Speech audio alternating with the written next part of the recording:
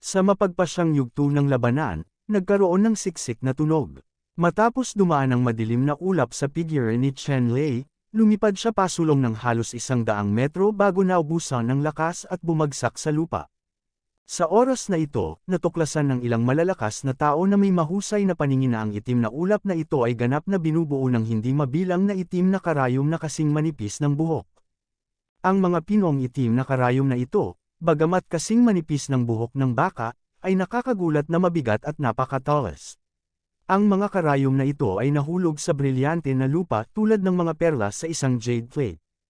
Rainbow Pear Blossom Needle. Sa mapagpasyang yugto, may sumigaw, at ang mga mukha ng ilang matatanda at pickmaster ay mukhang malungkot.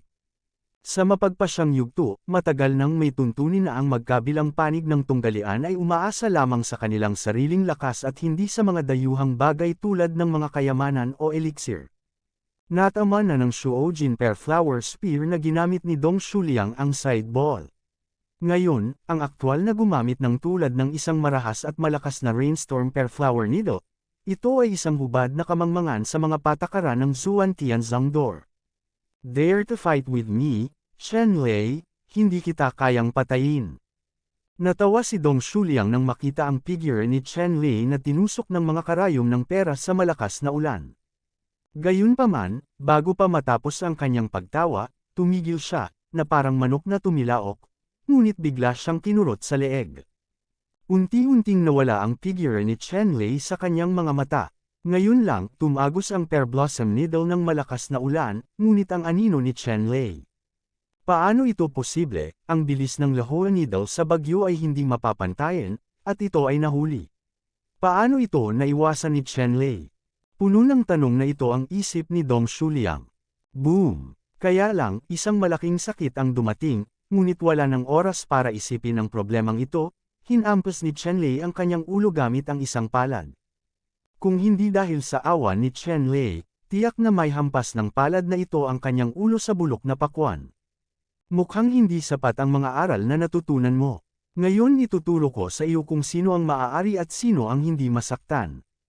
Binaril ni Chen Lei, umatake kay Dong Shuliang na parang malakas na ulan.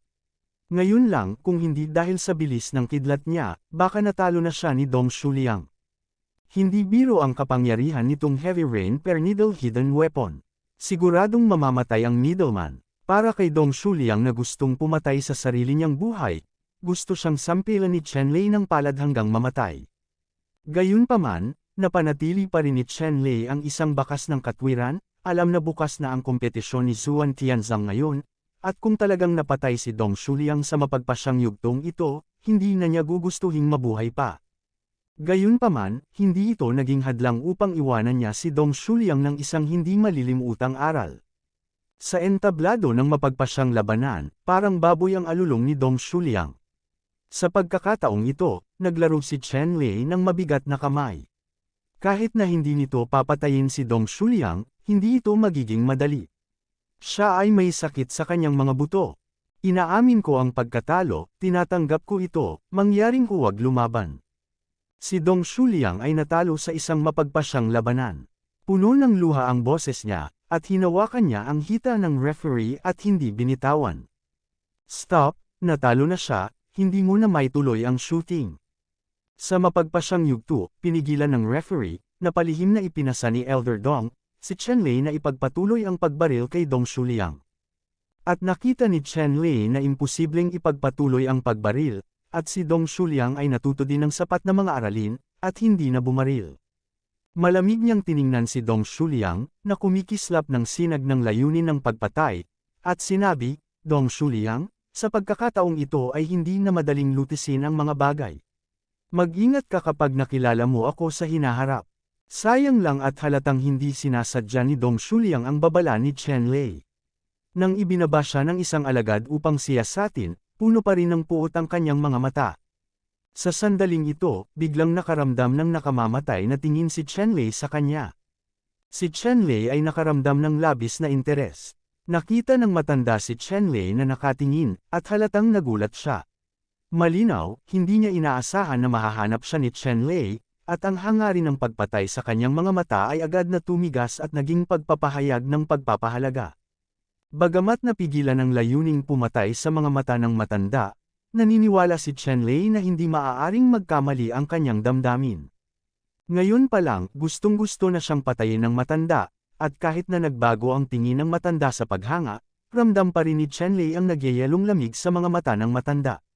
Sino ang taong ito at paano ako papatayin? Medyo kakaiba ang pakiramdam ni Chenlei, na nagpapatunay na ito ang unang pagkakataon na nakita niya ang matandang ito, at na siya ay isa pa ring mataas na antas na Shen-Tianzong na maaaring umupo sa viewing platform. Inisip ni Chenlei ang bagay na ito at bumaba sa ring. Magkahiwalay na nanalo sina Chenlei at Xiang Huayon, kasabay ng pag-ulan ng Sanskrit, napili ang nangungunang tatlo sa ika-9 na plataporma. Dahil katatapos lang ng laban ni Chenlei, binigyan siya ng oras para magpahinga. Una, naglaban sina Fan Xiao at Xiang Huayon. Ang natalo ay tinanggal, at ang nanalo ay nakikipagkompetensya kay Chenlei para sa unang lugar. Tumayo sina Fan Xiao at Xiang Huayon sa harap ng mapagpasyang yugto ng labanan. Hindi sila gaanong nagsalita, at tahimik na inipon ang kanilang momentum. Matapos ipahayag ng referee ang pagsisimula, sina Fan Xiao at Xiang Huayon ay nag-break sa isang iglap, banggaan. Sanskrit Rain, ngayon, ipaalam sa iyo kung gaano kalakas ang Xiang Family 100 Beast Sword Art ko. Ang mukha ni Xiang Huayon ay malamig at matigas, ang mahabang espada sa kanyang kamay ay naging isang alon ng espada, at ang tunog ay kumalat sa buong lupain. Ang paglilinang ni Xiang Huayon ng 100 Beast Sword Art ay nilikha ng mga ninuno ng pamilya Xiang upang obserbahan ang mga katangian ng daan-daang makapangyarihang halimaw at hayop. Ang ninuno ng pamilyang Xiang noon ay tinawag na Sword Sovereign of the Beast batay sa set na ito ng swordsmanship ng halimaw. Ang swordsmanship ni Xiang Huayon ay mabangis at maganda. Ang bawat espada ay hindi may iwasang may kasamang dagandong ng isang halimaw.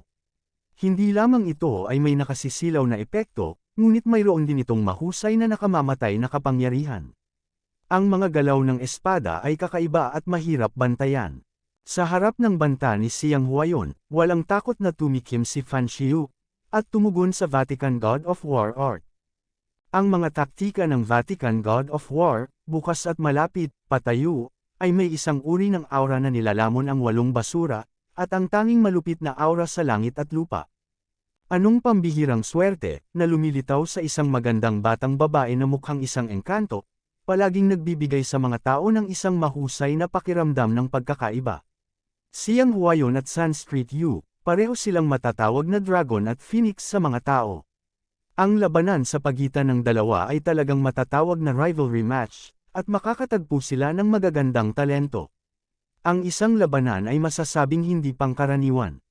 Kabanata 59. Ang labanan sa pagitan ng Sanskrit Yu at Xiang Huayon ay nagdulot ng madalas na pagtangumula sa mga matatanda at pickmaster sa viewing platform. Ang isa sa magagandang babae na mahigit kalahating daang taong gulang, ngunit kaakit-akit pa rin, ay tumingin kay Sanskrit Rain, at ang kanyang mga mata ay napuno ng kasiyahan, at siya ay tumawa mula tainga hanggang tainga. Ang magandang babaeng ito ay tinatawag na Qin Faiyo, siya ang pinakamataas na master ng Xuanling. Siya ang nagsabi na hanggat dumating ang Sanskrit Rain kay Shen Tianzong, agad niyang tatanggapin ang Sanskrit Rain bilang isang direktang disipulo. Ang kahulugan ng personal na pagtuturo sa mga mag-aaral ay higit pa sa pagtuturo ng mga pagsasanay ng personal. Masasabing pagkatapos na makilala bilang isang direktang disipulo, ang Sanskrit Yu ay magiging isa sa mga tagapagmana ng linyang Xuanling sa hinaharap, at posibleng sa hinaharap, siya ang kukuha sa posisyon ng pinakamataas na master ng Xuanling.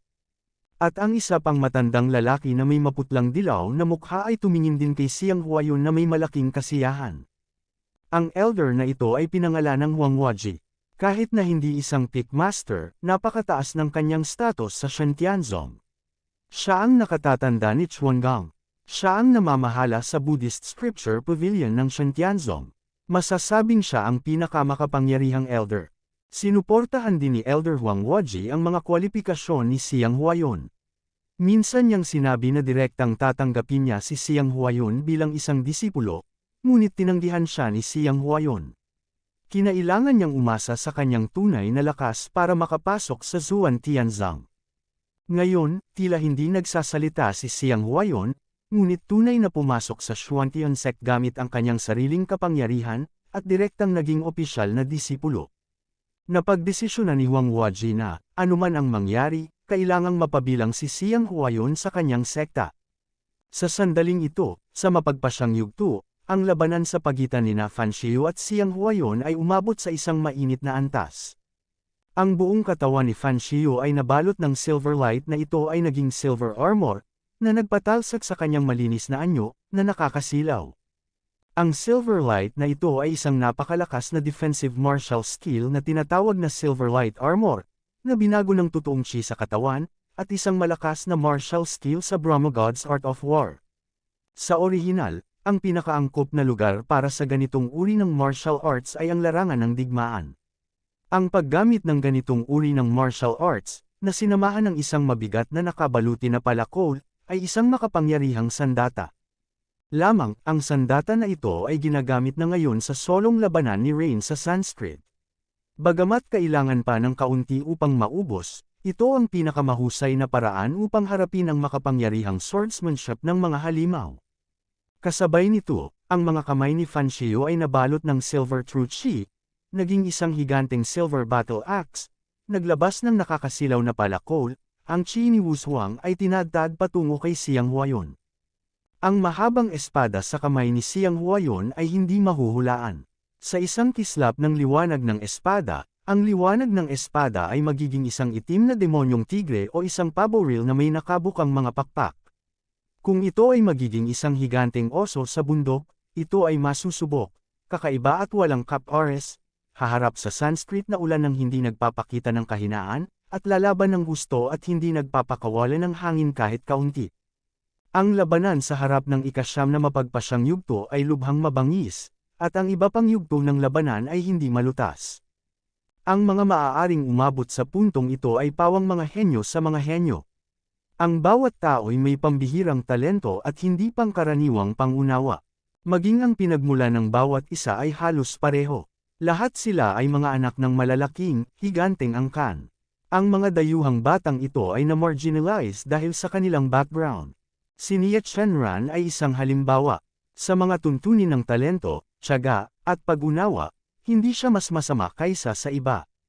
Gayunpaman, dahil ipinanganak siya sa isang maliit na lugar tulad ng Qingyang City, ang mga mapagkukunan ng pagsasanay sa pagtatanim na nakuha niya mula sa kanyang pagkabata ay masyadong malayo sa mga taong ito. Kasabay nito, wala siyang tunay na master guidance at high-level cultivation practice method, kaya siya ang pinakamatindi sa labanan. Ito ay magdaranas ng matinding pagkatalo, at imposibleng makapunta sa dulo. Boom! Nagkaroon ng malakas na ingay, at ang buong lupain ay yumanig. Ang labanan sa pagitan ng New Sanskrit at Xiang Huayon ang mananalo. Nakita ko na lamang ang pilak na liwanag na natitira sa buong katawan ni Fan Shiyu, at ang pilak na liwanag sa palad ay naging dalawang kumikinang na silver battle axes, na humahampas kay Xiang Huayon ng may matinding momentum. Sa mga tuntunin ng momentum, malinaw na mas mahina si Xiang Huayon. Bagaman matalas pa rin ang mahabang espada sa kanyang kamay, napakahirap na makayanan ang mabangis at mabangis na pag-atake ng Sanskrit Rain, at ang buong tao ay patuloy na umatras ng marahas. Silver Moon Slash. Sa wakas, si Yu sa Sanskrit ay sumigaw ng malakas, pinagsalikop ang kanyang mga kamay, at ang pilak na liwanag sa kanyang mga kamay ay naging isang bilog na pilak na buwan, napakatalino, na may metal na panginginig, na sumugod at lamalas patungo kay Xiang Huayon. Agad na kumalat ang nakakatakot na hininga. Ang nakakatakot na hininga na ito ay nagmumula sa buong buwan na ito at may mahiwagang kapangyarihan. Ito ang Silver Moon God / sa Brahma King God of War Art. Ito ay isang lihim na pamamaraan. Ito ay lampas sa saklaw ng martial arts at matatawag na treasure technique. Ang gayong kayamanan, ang isa sa mga ito ay lubhang mahalaga, napakabihirang, at makapangyarihan. Sa katunayan, ang Aoki Lightning Light Needle na pinagkakabisado ngayon ni Chen Lei ay isa ring uri ng secret technique, na masasabing isang uri ng kayamanan. Maaaring ipakita ng isang kaaway na mas mataas kaysa sa malaking ranggo kung gaano ito kalakas. Ang pinagmulan ng Vatican ay mahiwaga. May isang guro sa Vatican na tinatawag na Hari ng Vatican. At itong Vatican God of War Art ay ang supreme technique na iniwan ng Vatican. Bagamat mabibilang lamang ito bilang pang-anim na antas ng martial art ayon sa rangkang, ito ay isang mahalagang pamamaraan tulad ng God of War's Moon/ordinaryong martial arts. Nakaramdam din si Xiang Huayon ng matinding krisis. Ang kabilugan ng buwan ay naglabas ng nakasisilaw na pilak na liwanag, na may nakakatakot na aura, umiikot at mabilis na lumilipad, bagaman hindi pa siya lumalapit, naramdaman niyang halos mapunit ang aking kaluluwa. Sa sandaling ito, si Xiang Huayon ay hindi nang ahas na itago ang kanyang sarili. Ang tunay na chi sa mahabang espada sa kanyang kamay ay parang mga alon ng tubig, at isang napakasinaunang estilo ng espada ang ipinakita sa kamay ni Xiang Huayon.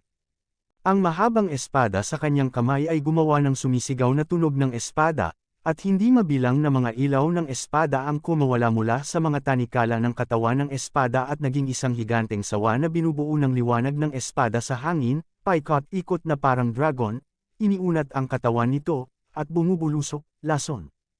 Ang estilo ni Xiang Huayon ay isa ring kayamanan na naitala sa 100 Beast Sword Art, na tinatawag na Demon Python Transformation. Ang Demon Python na binago ni Jiang Wang ay maaaring magpalaki ng 10 beses sa pag-atake ni Xiang Huayon.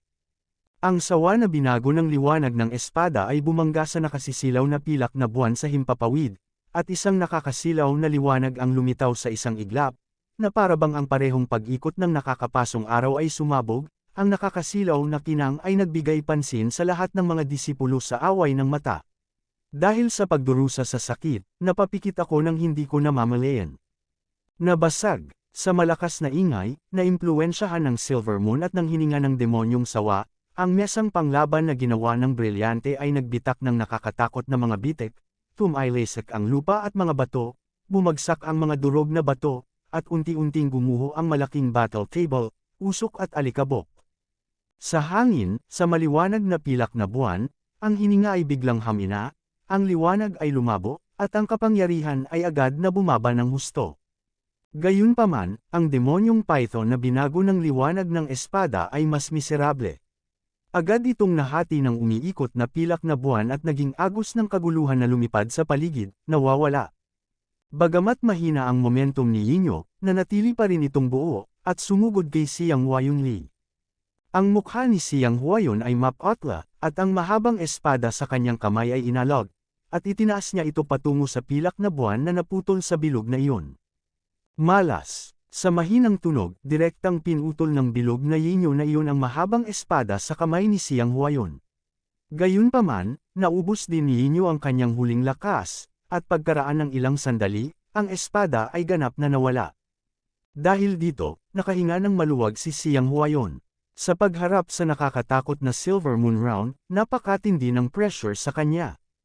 Sa sandaling ito, ang ulan ng Sanskrit na tula ay naging pilak na liwanag, at lumipad mula sa malayo, at isang kumikinang na pilak na kamao ang tumama kay Xiang Huayon ng walang katulad na nakakatakot na pamimilit. Sa isang kisap mata, 13 suntok ang sumabog, si Xiang Huayon ay hamarang sa kaliwa at kanan, at halos 7. Ang natitirang 5 suntok ay tumama sa katawan ni Xiang Huayon, na nagpalipad sa kanya ng patiwarik at nahulog sa kaguluhan ng brilyante ng mga guho, na hindi na muling makabangon. Kabanata 60. Pambihira, pambihira, tunay na karapat-dapat na maging isang pambihirang henyo sa isang siglo, tunay na pambihira. Sa platform ng panunood, maraming matatanda at may-ari ng peak ang hindi maiwasang purihin sila. Sa sandaling ito, biglang, nagkaroon ng isa pang malakas na ingay, at ang mapagpasyang battle platform ay gumuho sa alikabok, na halatang dulot ng tunggalian ng 2 batang supermaster. Napatingin ang lahat sa gumuguhong battle platform. Isang nagniningning na espada ang nakita ko sa kalangitan, isang malakas na aura na sumisira sa gabi, 2 napakapambihirang kabataan, na nagpapakita ng kanilang mga figure mula sa usok at alikabok. Ang isa sa 2 taong ito ay may hawak na mahabang espada, chi, air na parang duwende, at ang isa ay nakasuot ng silver wolf head mask at blood cloak, at ang magkabilang kamay ay may suot na pares ng kumikinang na bakal na kuko. Ito ang costume ng Blood Wolf Bandit Group. Sino ang taong ito at paano siya makikita sa Zuan Tianzang?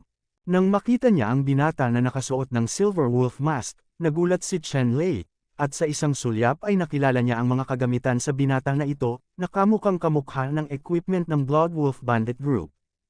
Kaya lang mas maganda at maganda ang mga gamit nitong binata. Ito ang maliit na hari ng lobo sa pangkat ng bandidong lobo ng dugo. Narinig ko na noong nagre-recruit ng mga disipulo si Elder Duan, natuklasan niya itong munting lobo na hari. Siya ay may pambihirang mga talento at isang piraso ng pinong jade na hindi pa naukit, ngunit ang kanyang ugali ay medyo masungit, mabangis na ugali. Panipi. Ang ilang mga disipulong Shintianzong na nanood ng labanan ay hindi napigil ang mapasigaw. Ang ilan sa kanila ay matagal nang nakarinig na si Elder Duan ay nakatuklas ng isang pambihirang henyo. Ang henyong ito ay isinilang sa yungib ng mga tulisan, ngunit ang kanyang talento ay nakita lamang sa buhay ni Elder Duan. Sa makatuwid, anuman ang pinagmulan nito, gumawa siya ng exception at dinala ito pabalik sa Zuan Tianzang, at binalak na pasukin ito ng personal. Alin ang nakaharap sa Little Wolf King, parang kapantay niya ang Little Wolf King, at ang talentong ito ay talagang pambihira. Tanong ng isang alagad na may hawak na mahabang espada, malambot at basa ang hangin. Kahit sa ganoong labanan, napanatili pa rin niya ang eleganteng hitsura at napakagwapo. Agad siyang nakakuha ng suporta ng hindi mabilang na mga babaeng disipulo ni Zuan Tianzang, na halatang nakakatakot, at siya ay isang malakas na binata. Ang binatang ito na may espada ay isang disipulo ni Feng Wushou Huijianmen, na pinangalan ng Exi Chen. Sinasabing siya ang numero 1 gwapong lalaki sa Feng Wushou, at ang kanyang talento ay pambihira rin. Paliwanag ng isang matalinong estudyante. Sa oras na ito, ang Little Wolf King at Exi Chen ay nasa malayo, at bahagyang lumawak ang aura nilang dalawa. Sa wakas, ang munting Wolf King ay nagpaungol ng lobo, at ang kanyang katawan ay natatakpan ng isang layer ng ***** light, at lumilipad na kuryente ang bumaril patungo kay Exi Chen. Malabo na nakikita ng lahat na ang kulay dugo na totoong enerhiya na liwanag mula sa katawan ng munting lobo na hari, kasunod ng singil ng munting lobo na hari, ay nag-transform din sa hugis ng isang malaking dugong lobo, nakadapa, humahabol sa hangin at humahabol sa kuryente, at nagmamadaling pumunta kay Exi Chen. Ang mga pag-atake ng Little Wolf King ay lubhang mabunga at mabangis. Siya ay mamamatay tao sa aking walang talo at walang buhay na kayamanan, at mabangis niyang ibinaba ang kanyang mga kuko na bakal. Malabo, ang lahat ay tila nakakita ng malalaking lobo ng dugo. Ang kanilang mga mata ay malamig at seryoso, at sila ay malupit na nagkukumapak ng kanilang mga kuko sa dugo. 5 dugong ilaw ang kumislap mula sa hangin, diretso kay Exi Chen. Sa sandaling ito, seryoso ang mga mata ni Exi Chen, at ang mahabang espada sa kanyang kamay ay matikas, ngunit kasing bilis ng kidlat, na nakaugnay sa mga ilaw ng espada sa kanyang harapan. Ang lahat ay malabo na nakakita ng magandang crane na sumasayaw. Ibinubuka ang mga pakpak nito, at binobomba ang dugong lobo habang winuwagayway ang mga kuko nito. Sa isang malakas na ingay, isang malaking alon ng hangin, na nakasentro sa Little Wolf King at Exi Chen, na kumalat sa isang hugis na parang alon, na nagpapataas ng malaking bilog ng usok at alikabok.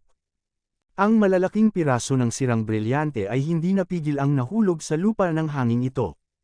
Ang ilan sa mga alagad na nanunood ay lalong hindi matatag at napaatras ng alon ng hangin. Nang mawala ang usok, lahat ay tumingin ng mabuti at natagpuan na ang maliit na hari ng lobo ay nakaluhod sa isang kamay, na ang isang kamay ay umaalalay sa lupa, at isang maliit na dugo ang tumulo mula sa pilak na lobo na maskara, na bumubuo ng isang pool ng dugo sa lupa. At si Exi Chen, na nakatayo pa rin, ay hindi gumagalaw. Sino ang nanalo? Sa pagtingin sa hindi gumagalaw na Little Wolf King at Exi Chen, lahat ay hindi makasigurado kahit sandali. Sa huli, sa pagitan ng dalawa, alin ang mananalo at alin ang talo. Maya-maya, gumalaw ang munting lobo na hari.